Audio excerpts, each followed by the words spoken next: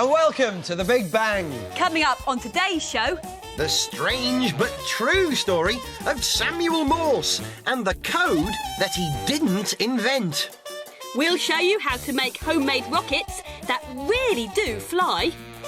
And this week's big question, what's the best glue in the world? But first, a trick. Gareth, would you like a sweet? Oh, yes, please, darling. Well, you can have it if you can blow it out of this funnel. Blow it out of the funnel? That's easy enough. All I've got to do is apply incredible Welsh lung power. No. No, that's not going to work, you see, because as soon as I blow, as soon as the sweet lifts off, the air escapes around the side, so you can't blow it out of the funnel. Well, you can have the sweet for knowing that, and I'll show you how it's done.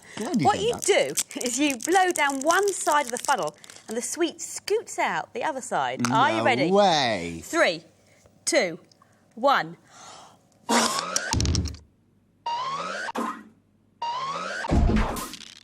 Very good, but I don't want that one. It's been on the table. Oh, it's clean. All right, here's a fantastic trick for you, right?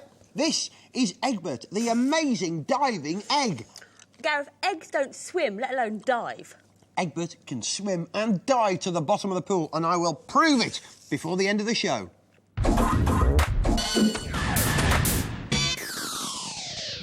Commence pre-launch checks. Fuel. Check. Propellant. Check. Commence launch sequence. 3, 3, 2, 1. Launch! Yay! These rockets are the best, and as you've seen, they really do fly. Now, to make one, you'll need to find one of these. It's a container for camera film. All you do is wrap a tube of paper around the container and then stick it down. Then add some paper fins, now making sure that they're well away from the bottom of the container so the lid can still fly off. Finally, take a circle of paper with a wedge cut out in it to make the nose cone. Stick it on top of your rocket and you're ready to load it with fuel. The fuel comes in 2 parts. The first part is this stuff, baking powder. You can get it in the baking section of any supermarket. Put about half a teaspoonful into a single thickness of toilet paper. Then scrunch it all up into a bundle, keeping the baking powder inside, and twist it round. Then, with some sticky tape, stick your little bundle to the inside of that lid of the film container. There you go.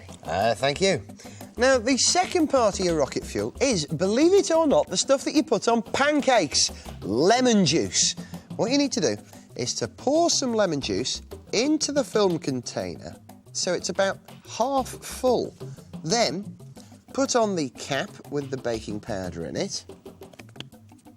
Now, the 2 parts of the rocket fuel at the moment are not mixed, they're separated. So keep your rocket upside down and take it over to the launch pad.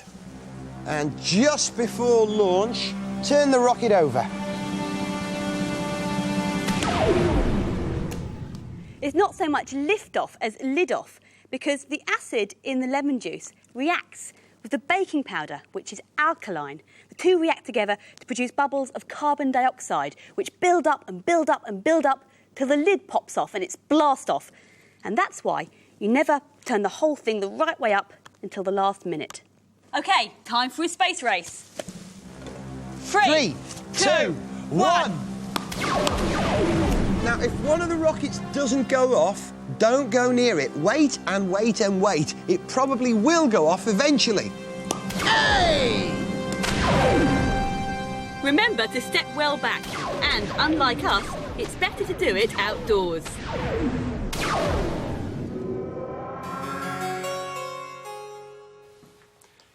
100 years ago, long before the invention of the computer or the telephone, the quickest way to send a message was with this, the telegraph. But to send a message, you had to use a code. This is the strange but true story of the invention of the most famous code of them all, Morse code. Meet Samuel Morse. Hey, howdy. Morse was an inventor, but the strange thing is he didn't invent Morse code, although he did invent one of the first telegraph machines. You know what this is? This is my electromagnetic telegraph machine. You know what it does? It sends a signal from here all the way along like hundreds and hundreds of yards of cable all the way to here. You know what?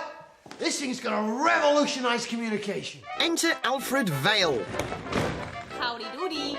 the son of a rather wealthy industrialist. Hey, Vale, you know what? I need a business partner. Well, Morse, with your brains and my money, we got ourselves a partnership. But there was a problem. Although the telegraph could send an electric signal, it couldn't write out words at the other end. It just drew a series of dots. But Morse, these are just dots. We need to invent a code. I know, we need to invent a code. A code would make the dots mean something. Morse came up with a simple idea. He picked useful words out of a dictionary and gave them a number. 1 dot equals aardvark. 2 dots equals abacus. I said it was a simple idea. 4,999 equals zoetrope. It took forever to write the code. Dots equals Zulu. Great. Done. Right there, the message. It took almost as long to actually send a message, and all those numbers made it easy to make a mistake. Tractor, penguin, balloon? But this didn't put Morse off. A most excellent result, Mr. Vale. My system is a resounding success. Great work. God bless America. Dash it. Morse's idea is just dotty. There has to be a better code. Vale came up with a code based on letters. 1 tap, the simplest signal he gave to the most common letter, E. 2 taps was I. 3 taps was S, and so on. It was faster and more accurate than Morse's code, which nobody liked anyway. Dang it, Vale. They didn't like my code. We need something simpler. Unfortunately, Vale had had enough of Morse by now, so he kept his new code a secret. 6 years later, Vale published his code and people loved it. Thank you. Thank you. But Morse was furious. He claimed it was his idea. I'm furious. This was like my whole idea. And everyone believed him. So, strangely, Morse code, the most famous code in the whole world, was not invented by Samuel Morse.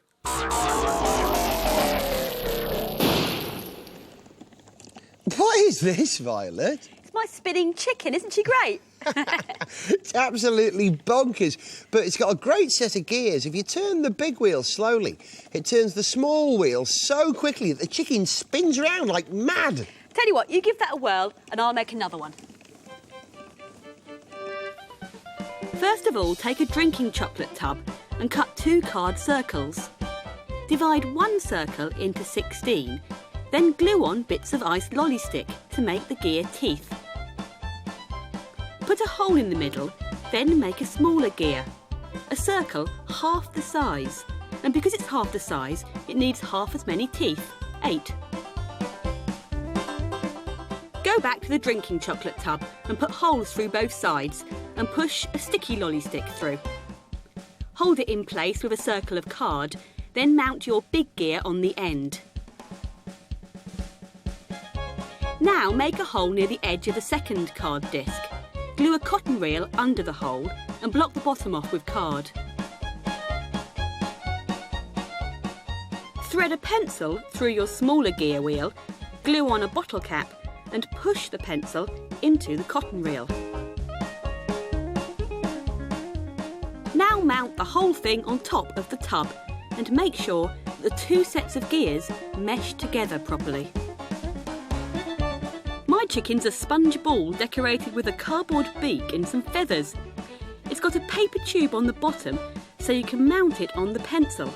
But it is a tight fit, so when the gears turn, the chicken spins. And as well as having a frantic chicken, you can have other tops on your mechanism. Like, for example, this one. This is fantastic. This one is a planet with moons and satellites, and Gareth's going to love it. Here you go. Oh, just in time, Violet. The spinning chicken's getting dizzy. Give it a rest. Oh, wow, look at this! Look, you've even got a scale model of the Hubble Space Telescope. And look, I swapped the gears round so the small one drives the bigger one. I've got it. You turn the small wheel quickly and the big wheel turns slowly. Cool. Yeah, unlike the chicken.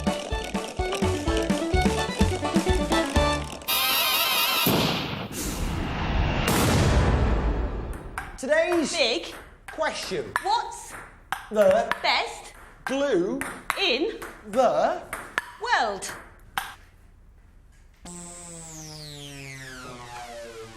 Glue has been around for thousands of years.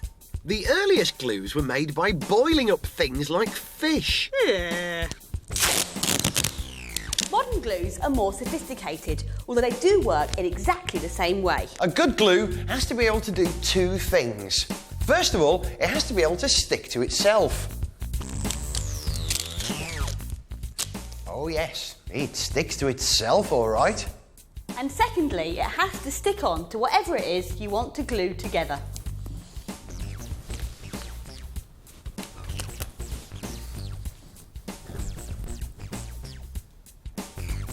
And it's no problem for a good glue to stick to almost anything because of all the knobbly bits.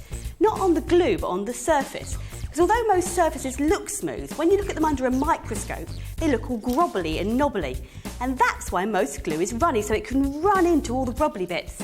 Then, when it sets, the two surfaces will stick together. Believe it or not, this is jelly. Even jelly makes a good glue.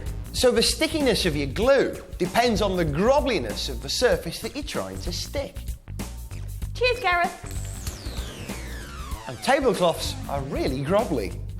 Sticky tape stays sticky because the glue never sets.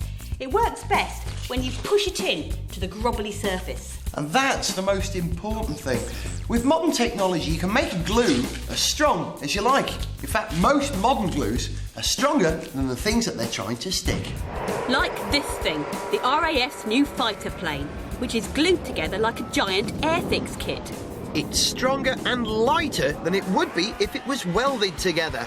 Oh yes, glue's come a long way since the days of boiled fish. So, what is the best glue in the world? Well, it depends what you want to do with it. You can either make it strong enough to stick an entire jet fighter together, Or strong enough to stick a Gareth to a wall.